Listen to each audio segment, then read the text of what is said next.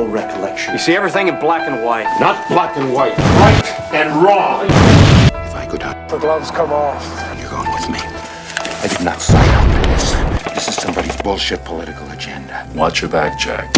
I will not let you dishonor their memories by pretending you had nothing to do with it. How dare you come into this office and bark at me? I am the President of the United States. How dare you, sir?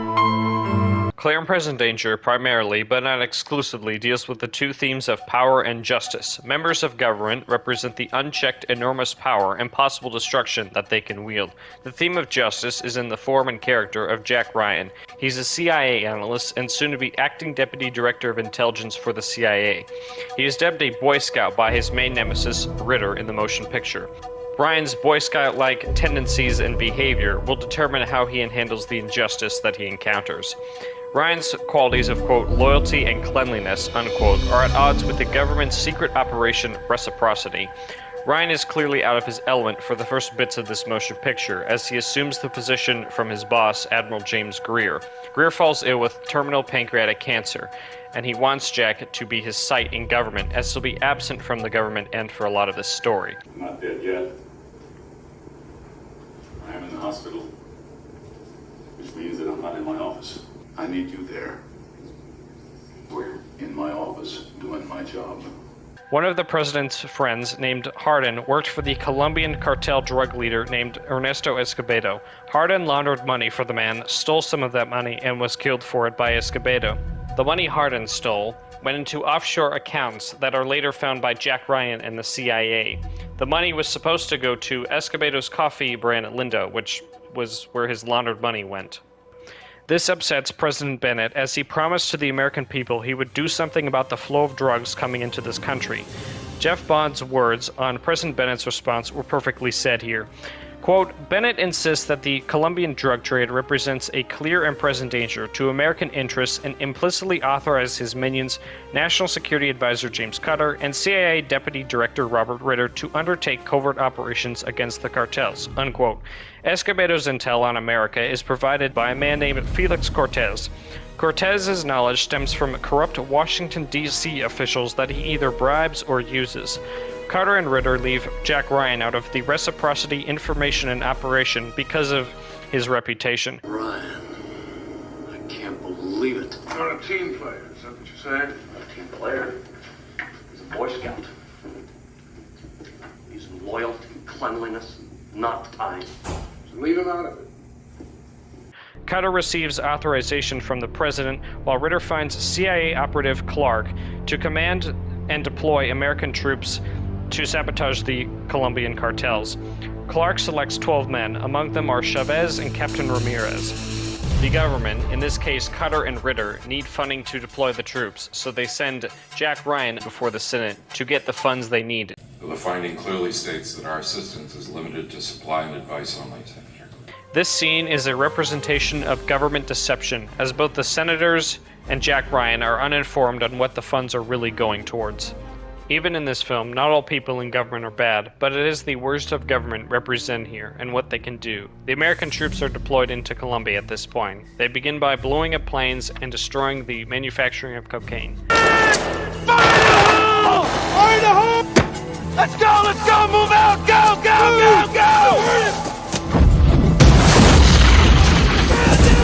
Whoever did this to me is dead! Do you hear me? Escobedo is enraged that the money Hardin stole and was transferred into offshore accounts is wanting to be seized by the president. The president believes that this is America's money, and he hopes to win back some of the American people over his scandalous administration thus far. The president sends Ryan and negotiators to get back the money. Cortez's government informant alarms him, allowing him to create an ambush on the negotiators. The ambush kills everyone except Ryan. Jack Ryan feels human in the scene, as if he were in place of one of the other people. It is realistic that he could have died. It's also worth noting that Ryan has a sixth sense. He senses something is off before anybody else does, which possibly saves his life in this instance. It's also worth noting Ryan chooses to save people rather than to shoot at the ambushers.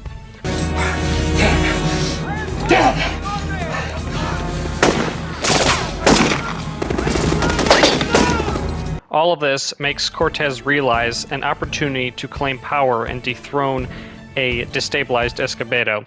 What do you make of this, Colonel? An opportunity. The failed negotiations lead to Copter ordering Ritter to take the gloves off and properly harm the cartels. Ritter orders a missile strike that will look like a car bomb aimed at Escobedo's home. The explosion wipes out many of the cartel leaders, but also the innocent perish, such as children. Ironically, Escobedo and Cortez avoid this. Already suspicious, Cortez investigates this explosion. The news also reaches Ryan on television, causing him to investigate as well. Simultaneously, Ryan and Cortez know that America is involved in the bombing and is involved in Colombia. Cortez contacts Copter, makes it clear that he is aware of American involvement in Colombia, and wants to meet. The meeting between Cortez and Copter reaches an unsettling conclusion. If the American government, represented by Copter, sells out and abandons its troops, Cortez will eliminate Escobedo and reduce drug shipments of cocaine to America by half. The president and the administration will take credit for all of this and a more regulated drug trade. Cortez's meeting is captured and sent to Ryan. Ryan brings this to his boss, Greer, in the hospital. Ryan is hesitant to continue his research in uncovering what he's now knowing as Reciprocity. Admiral Greer reminds him of his oath to the American people. I'm afraid if I dig any deeper, no one's gonna like what I find. You gave your word to the people of the United States. Your word is who you are. Copter advises the president that the drug shipments coming into America are down and to end reciprocity as a result. He leaves out how all this was managed, but the president doesn't question it, nor does he give any alternative options. Then it should go away. It never happened. Yes, sir. The president approves of the end of reciprocity and indirectly the selling out of American troops. Justice is clearly neglected here, as loyal American troops are discarded as soon as the overall objective is completed. Greer's suspicions of Ritter cause Ryan to permit a coworker to hack Ritter's computer. Coincidentally, Ritter is deleting files to cover up the ended operation as Ryan gets access to his computer. Ryan calls Ritter to delay the file deletions so he can obtain evidence and information. Ritter realizes Ryan has access and states he's committed a serious crime. Jack, Yeah. computer theft is a serious crime. So are crimes against the Constitution. Ryan claims one sheet of evidence mentioning Clark's involvement and confronts Ritter. All seems meaningless, even what Ryan has recovered and learned, as Ritter refutes most of what Ryan says, even saying he's a part of it.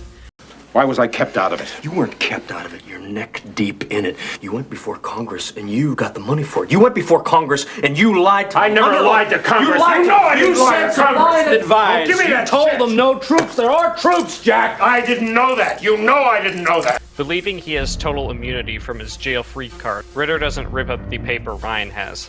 Ryan leaves the office defeated, as he doesn't have enough evidence to carry out justice. Ritter says the world is great, Jack. implying that he's not the only one involved, as this operation did not happen from just one person. Greer passes away. His funeral service is the lowest point for Ryan in the theme of justice in the motion picture. The president, Copter, and Ritter all exchange glances at Ryan at the funeral. The president is distanced from the two others, which could be symbolism, as the president is still at fault for reciprocity, but further distance from it.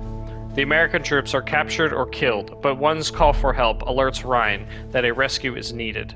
This is Doc. I have not received what I said. We are under heavy attack. We need air support. Over. Variable, this is Doc. Where the hell are you? Knowing Clark is involved, Ryan seeks him out.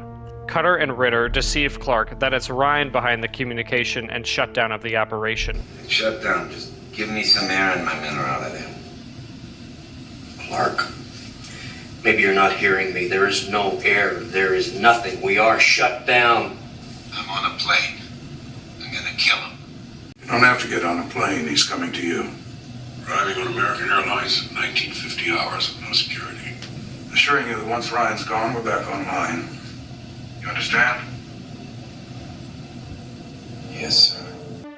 The deception in this scene is quite obvious. The government lies to have the only person who seeks justice deleted.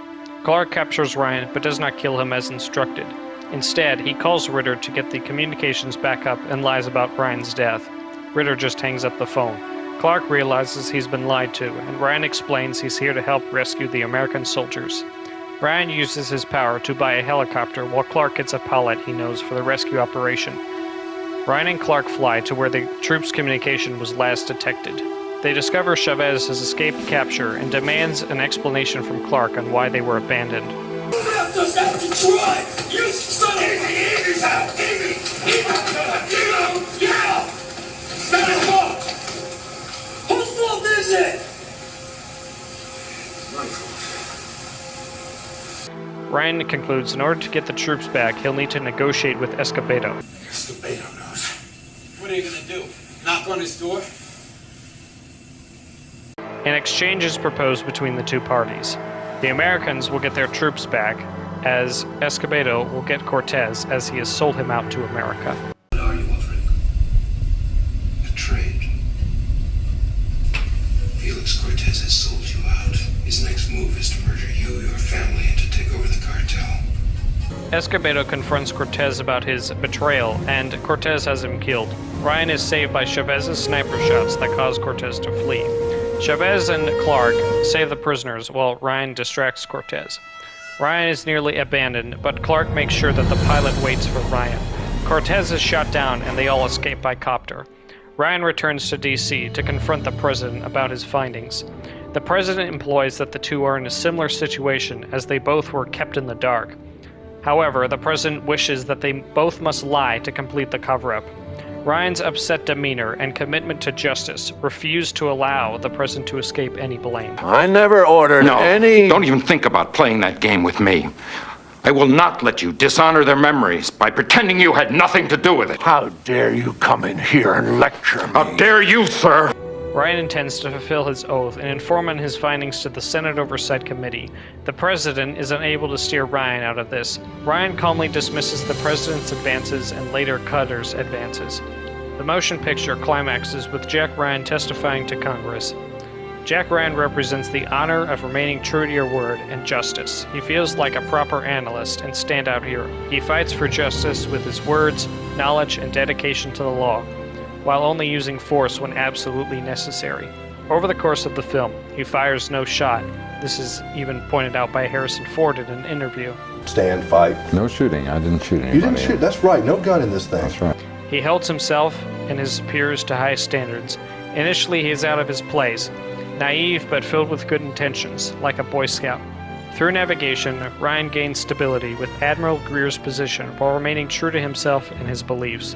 Clear and Present Danger may be a work of fiction, but has some realism within.